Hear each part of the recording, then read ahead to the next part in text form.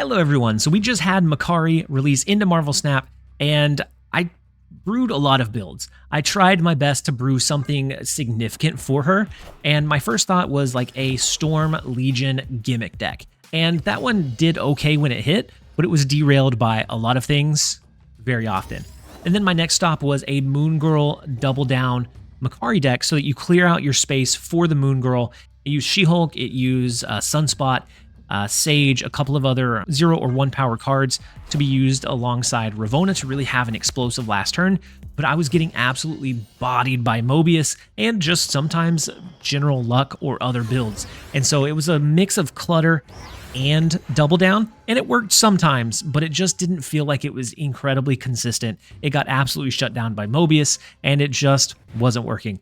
And then I stopped onto the Makkari Dracu Zoo, where you can kind of increase the curve from your traditional Dracula Zoo into absorbing like a Red Hulk or an Infinite on the last turn. You could increase the curve a bit because Makkari kind of alleviates that stressor on your hand.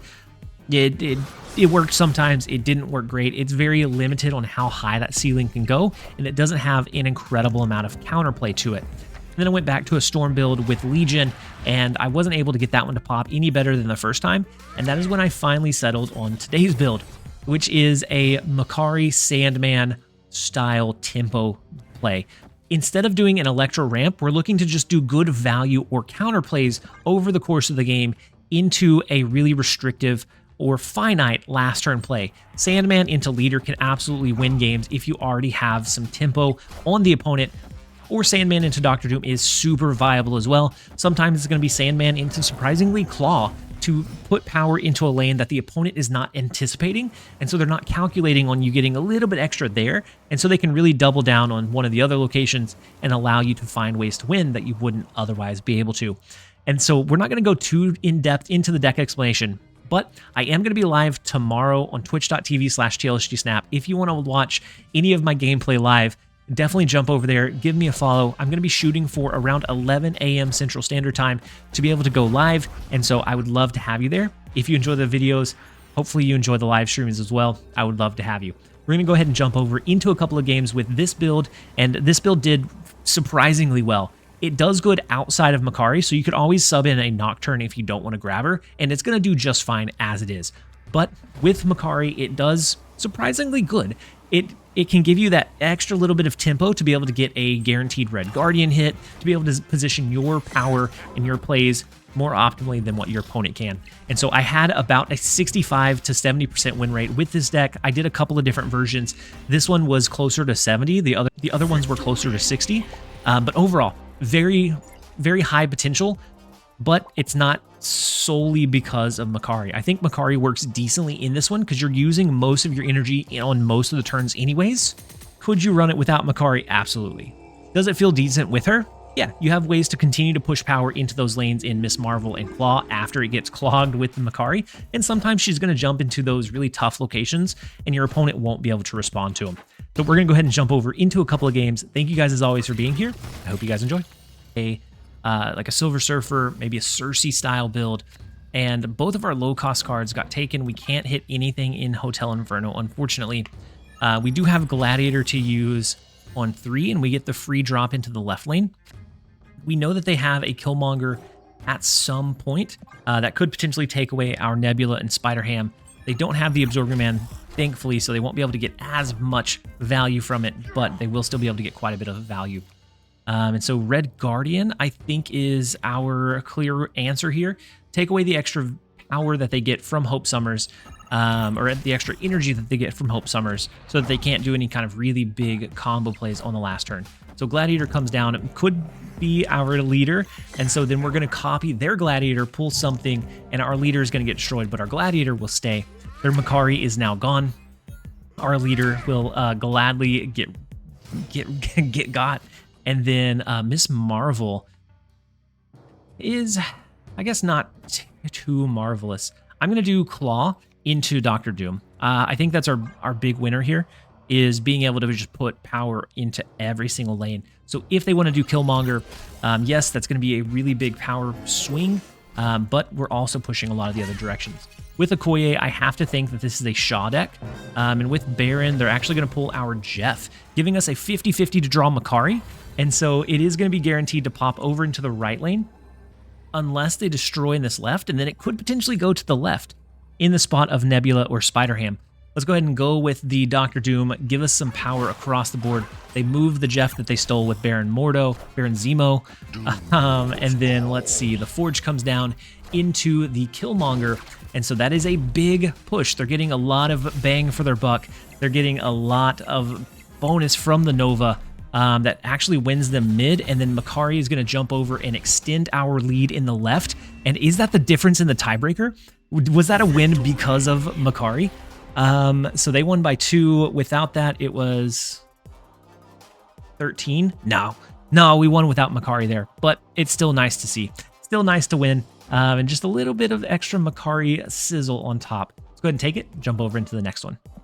All right, next up we have Sit. The first location is Muir Island. We have Makkari in our opening hand. The Makkari RNG is beautiful. Jumps over into Muir Island so that she can get absolute value over the course of the game. Rickety Bridge is going to be an interesting one. We can get value there with Claw to potentially win. So I'm going to go ahead and do White Widow to the right. If that turns into Space Throne, beautiful. We just win, we snap, we get a retreat, we move on. But we'll see. The Sandman, I think, is also decent. Dr. Doom could be a way to kind of threaten every single location. Let's go ahead and do Gladiator to the right. I'm going to do Gladiator to the left. Ideally, we're going to destroy whatever card Gladiator pulls here, and so that is my intention. White Widow, could be better, could be worse. The extra card in the Widow's Kiss every turn getting the power from Muir Island is nice. And so they play Nocturne. They could move it over into Rickety Bridge. We have to be worrisome of that.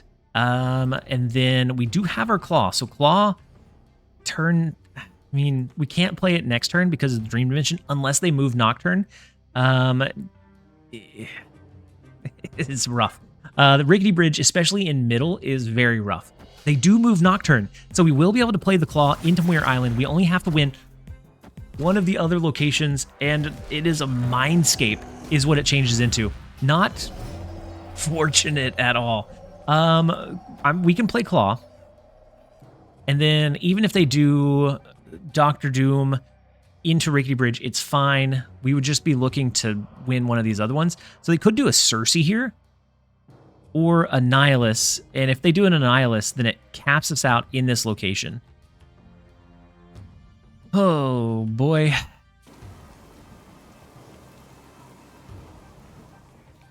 And so Sandman here could answer that, and the -8 Void would just get destroyed, but we'd get the Widow's Kiss. The Claw, and then we'd give them the Claw for Mindscape. So it's a double-edged sword, a double-edged blade.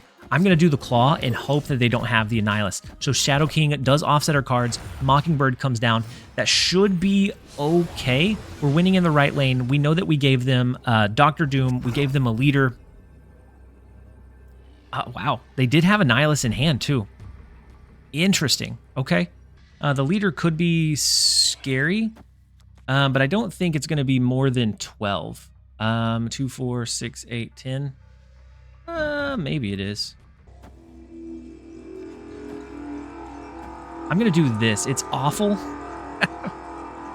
But it's what I'm going to do for the leader.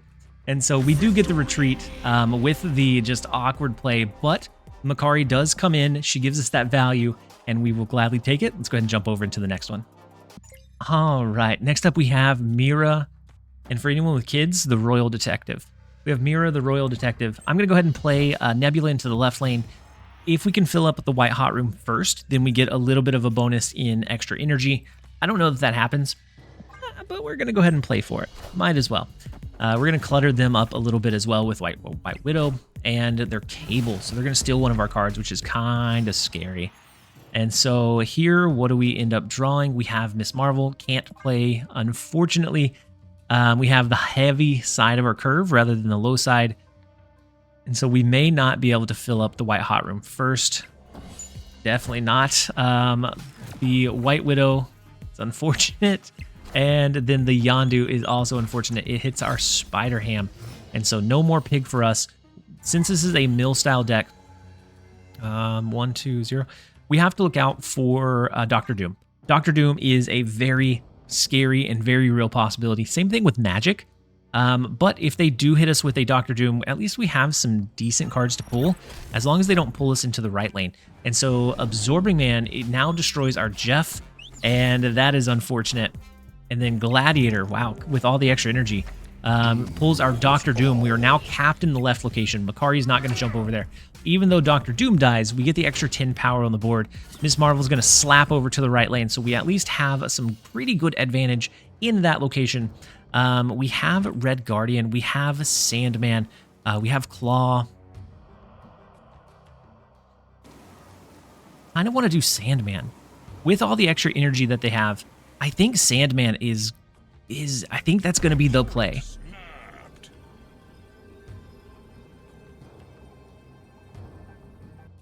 I can't play enough cards to not get hit by their Doc Ock. Red Guardian in the right lane would hit the Gladiator.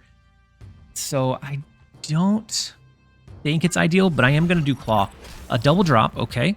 They know that they're going to take away our last card, I assume. So Doc Ock coming down. It is going to pull our Sandman, so we know that they can only do one card at next turn. The leader, uneventful. But I think Miss Marvel should be able to trigger. We got a 3... oh no, we have a double 3-drop, and so Miss Marvel is not slapping over there. But we do currently have the win in that location. Maximus comes down, and I thought we had Gladiator, but they stole our Gladiator.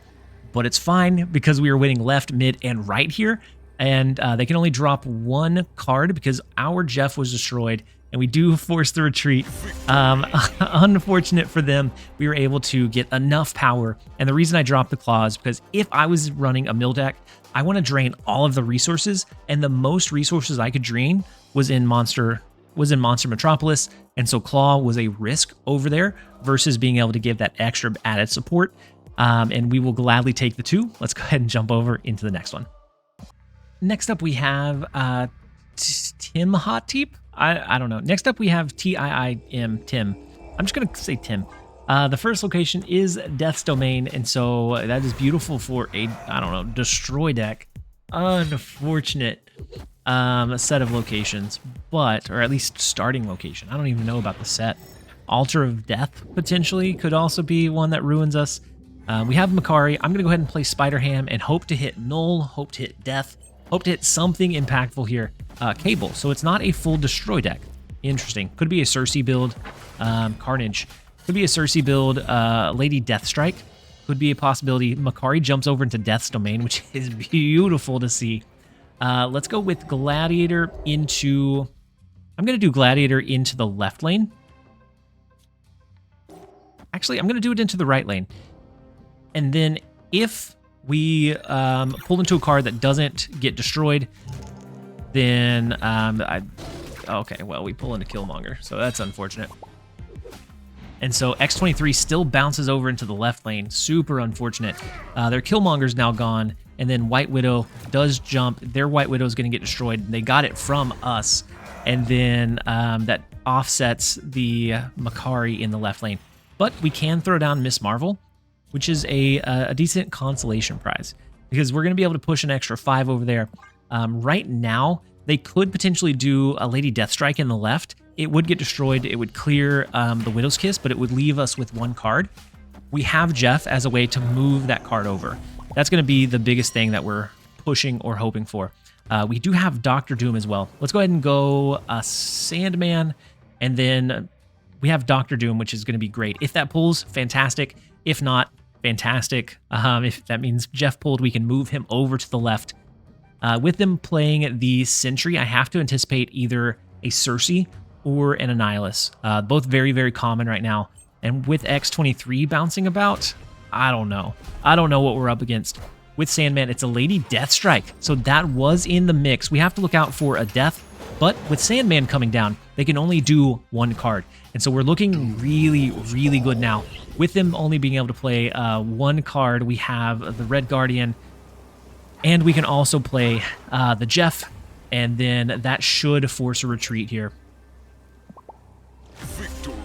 We will gladly take the 1 cube where we can. Let's go ahead and jump over into the next one. All right, next up we have Leroy TMD. The first location is Lemuria? Lemuria? Lemuria? I don't know how to pronounce it. We have our Nebula over there, and then the big house is decent. I'm going to go ahead and play White Widow into that location. I think Red Guardian would probably be a better target in one of the other lanes, and so I don't have to worry about using the Red Guardian accidentally on the Widow's Kiss. And it's a little bit harder for them to cap out the big house, unless, of course, they're running a Gilgamesh Zoo, at which point they could probably cap it out. So Nico is going to, I think it was the double power one. And then we have Red Guardian to hit the Ant-Man in the left, which I think is going to be really good for us. We have Claw to push additional power into the big house. And then we're looking to potentially copy the leader if we get a card that is buffed up over the course of the game, or we have the lead before their Gilgamesh comes down. As long as we don't have initiative going into that turn, then leader can help us steal it back. And so they hit a Red Guardian, we hit a Red Guardian. Super unfortunate all around. And it is what it is. Let's go ahead and play our Spider Ham. I'm going to play Spider Ham to the right, just in case we end up needing... I guess we can't do Miss Marvel, right? All right, let's do Spider Ham in mid. We can't do Miss Marvel into mid because of the big house, and so we're going to prep for something else. Mockingbird, being a 4-cost, locks it in there. It's not going to be the 1-cost from the Shanna. They do take out our leader, unfortunately, and then Bast sets all of their cards to 3 power. It's super unfortunate. Let's go, I guess, Claw. And then maybe the last turn ends up being Helicarrier. Maybe it ends up being Gladiator. But unless they top deck, Gilgamesh after, that Bast was super unfortunate. The Spider Ham was really good. The Bast was unfortunate. It wasn't the Bast card they could have pulled. So Kyera comes down, and we can't destroy any other 1-cost cards. That's fine. Miss Marvel is a card that we own. We have... I like this. We leave this as is. We leave this as is. We put 10 here, just in case they go Gilgamesh. Like, I mean, Gilgamesh would only get bumped up by 1. I think I'm going to go Helicarrier to the left. If they do Blue Marvel, that only goes up to 13, so they don't win here. It does give them a decent bump here, but Ant-Man's not going to bump up. I'm just going to do Helicarrier to the left, and I'm going to leave the Great Portal as is. We do force the retreat. We'll start playing this a bit more aggressively because we are forcing a lot of opponents' hands into those 1-cube last turn retreats where it's just unwinnable. Let's go ahead and jump over into the next one. Next up, we have Joel AA. The first location is the Altar of Death, and we have Makkari. And if she jumps over there, that would be just the most Chad thing she could have done, but she didn't. She jumped over into the right lane. But we have White Widow that's going to go into Miniaturized Lab. We could play it into the left, but I guess we're not. I don't know that we need to. We have enough movement cards and enough cards to kind of push power sideways that I don't think it's as big of an issue. We do have Jeff, and so let's go ahead and play Red Guardian now. Take out the Mojo. We know that this lane is going to be capped out eventually. I don't want Mojo to just ruin our worlds. And so Red Guardian coming down, taking away Mojo's bonus. White Widow capping us out on turn 4. Mean, but I get it. We have Jeff on turn 5. We're going to have to Sandman into the Altar of Death, which is super unfortunate. But it is what it is. The Altar of Death this turn, so I'm curious what it is. Brood. That is very Brood of you. Mojo with Brood is super weird, a super weird build, my friend. All right, let's go Sandman, and then we're going to go from there. Super strange. The cool thing about Sandman being on reveal is that we can now do something like that, whereas before we could not. And so their Iron Lad hits Mockingbird, and right now they only have a 3-card discount on Mockingbird. Nocturne can move over into Altar of Death, but then they have to backfill here. That would be 5, 6, 7, 8, 9. 9 power. This ties that 9 power, or we could just make a push for the right lane with a Surprise Claw. Do they fill this one out? I think no. Maybe they do. Well, if they backfill here, they can only play one card. And so I'm going to go with this. And I think that gives us the chance to win, because we would tie, right? Because 5, 6, 7, 8. No, 5, 6, 7, 8, 9. No, that is not the play we go with. We are going to go with the Claw. After further review, we're going to stick with the Claw and see what it looks like. They could potentially move Nocturne over into the miniaturized lab and then play a big card there.